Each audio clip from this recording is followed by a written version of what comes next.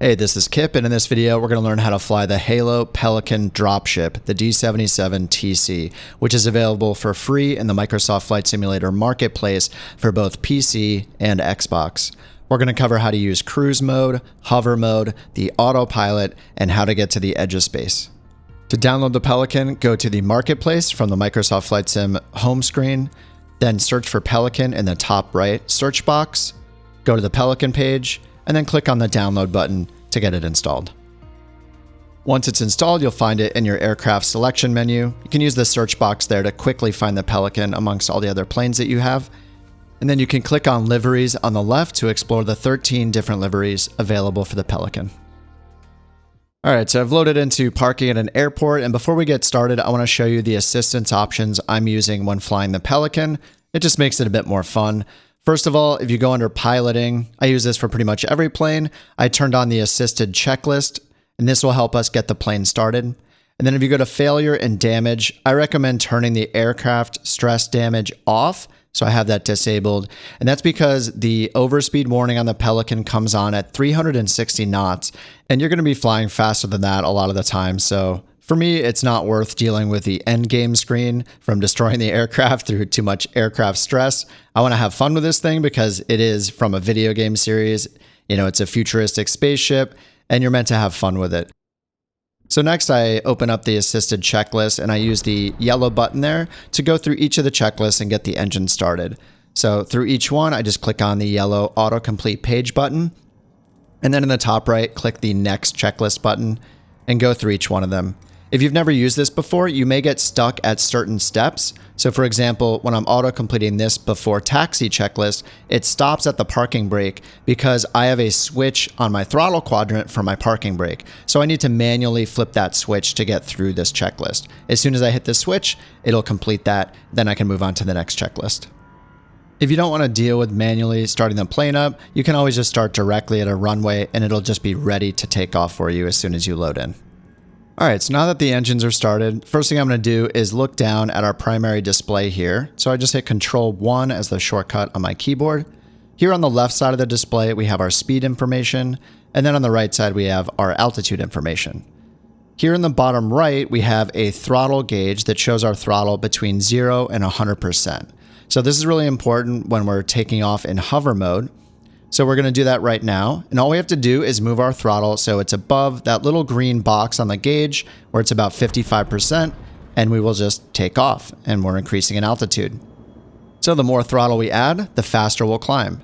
Right now, if we look down at the instruments, our vertical speed here shows 1,500 feet per minute, and I'm only at about 60% throttle. So as I add more throttle, our vertical speed will drastically increase, and we can climb at over 12,000 feet per minute this way. If I want to hover, all I have to do is move my throttle so it's on that green square between 45 and 55%. Whenever it's anywhere in that range, our vertical speed will automatically change to 0 and will hover in place. And of course, if you want to descend, all you have to do is reduce throttle so it's below that green box, so below 45%, and we'll lose altitude. Once we get down towards the ground, you'll want to ease that throttle back in to soften the landing. And here on the instruments, I can actually see our height above the ground right here. I'm at 60 feet above the ground, now 50. You can use that to assist your landings to know when you're about to touch down. It'll read about 9 feet when you actually make contact with the ground. And so once I touch down, all I have to do is pull my throttle all the way to 0 to make sure we stay there. But let's not stay there. Let's just take off again. So I'm going to increase my throttle. We're going to go back up above that green box, above 55. And now that I'm up a little bit, I'm just going to move it into the green box to hover. And next, let's put our landing gear up. We do that by hitting the LDG button right here in the top left. Or you can press G on your keyboard or push the left stick in on Xbox as a shortcut. So once you do that, you can see the 2 rear legs come up and the nose wheel come up. All right, so now that we're up, let's learn to fly around while we're in drone mode. The first thing we'll learn is how to turn the nose of the Pelican left and right. And to do that, you just use your rudders. So whether you have rudder pedals, or you have a stick that you twist, or you use the triggers on your Xbox controller, going left or right will turn the nose of the Pelican left and right. To move forward, I just push my stick forward. If you have a yoke, it might feel a little weird to push it forward because that's usually a nose down motion. But when you're in hover mode like this, it moves the actual aircraft forward. So as I'm holding forward on my stick, I'm just using my rudder pedals to turn left and right. Next, I can push left or right on my stick to move directly left or right laterally. So if I'm doing this, the camera in third person mode actually turns automatically to show us what we're moving towards. And then if I go to the right, it'll do the same thing with the camera on the opposite side. This may also feel a little weird if you're using a yoke. You're turning the yoke left or right to move these directions. And then lastly, if I hit down on my stick or pull back on my stick or yoke, that'll move us in reverse. And again, it moves the camera so we can see where we're going.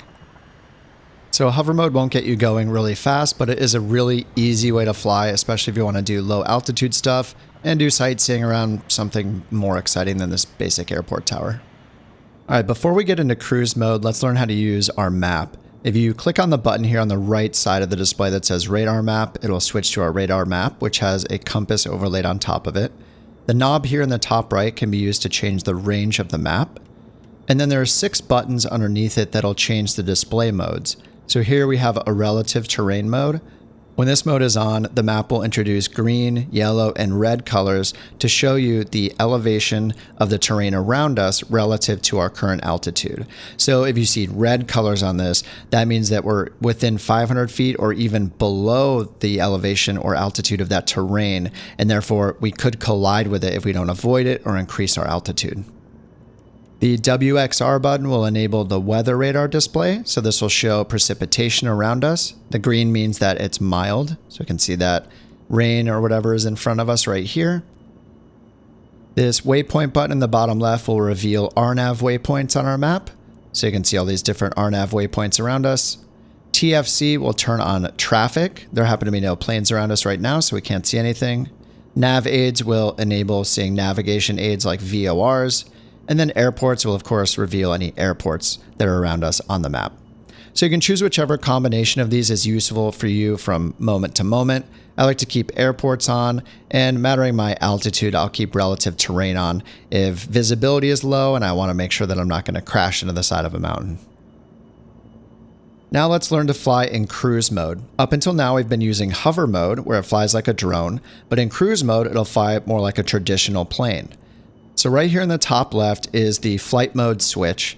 It's down by default, which is hover or drone mode. And if you switch it to the top position, that changes to cruise mode. Now you can set a shortcut to easily toggle this switch. So here I'm going to my Bravo throttle quadrant. And if you search for afterburner and find the toggle afterburner shortcut, this will be used to toggle the flight mode from hover to cruise. There's no actual afterburner in the Pelican itself. So you're not turning an afterburner on or off when you hit this. In this plane, it's just flipping this switch right here.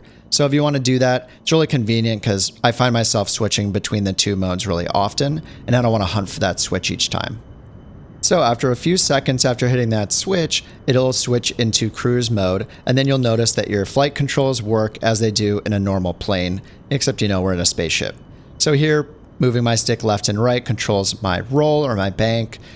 Pushing the stick forward or back controls my pitch, and instead of the throttle controlling the vertical thrusters and controlling our altitude, it's using the normal main engines, so that's controlling our thrust so we can speed up or slow down.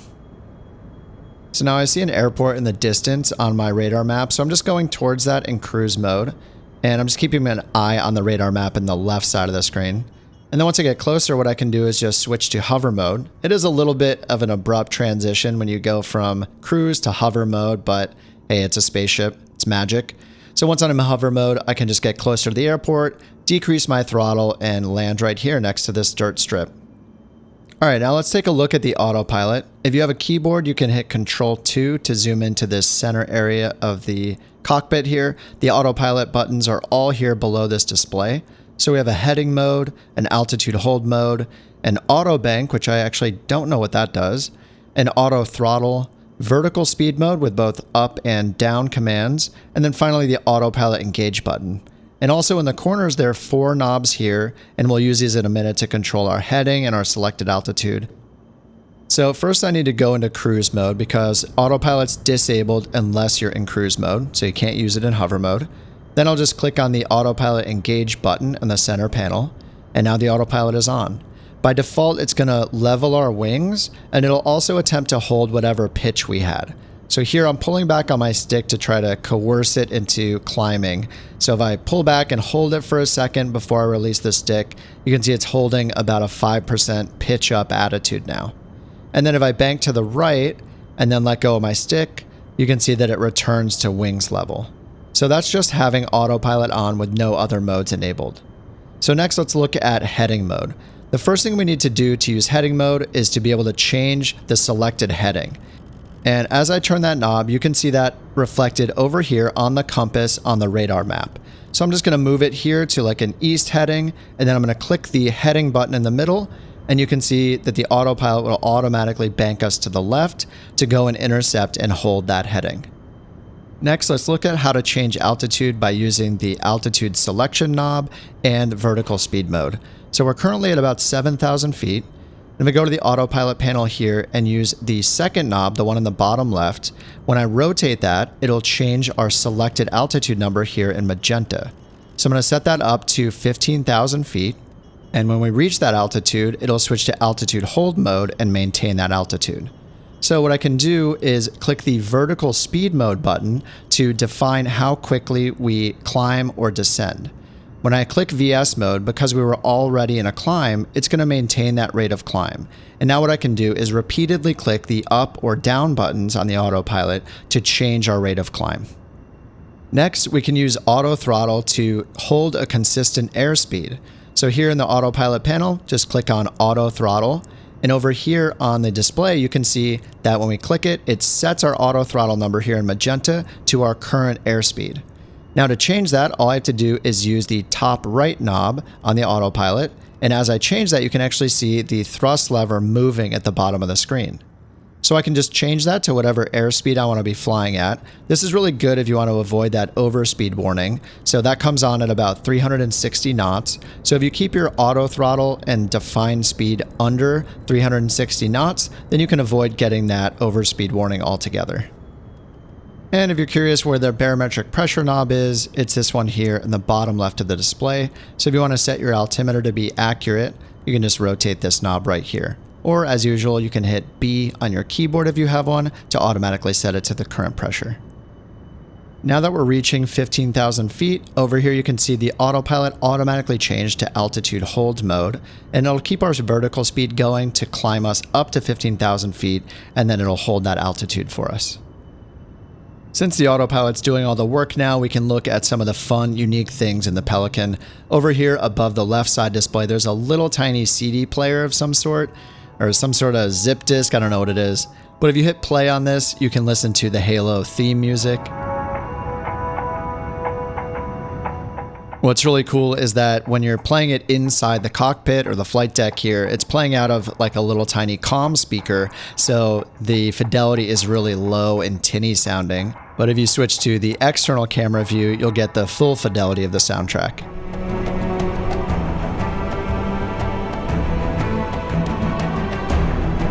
All right, next let's hop back in the cockpit. And if we turn our camera around, this is always a little weird on PC. You have to kind of aim backwards and then use the left and right arrow keys to shift back around.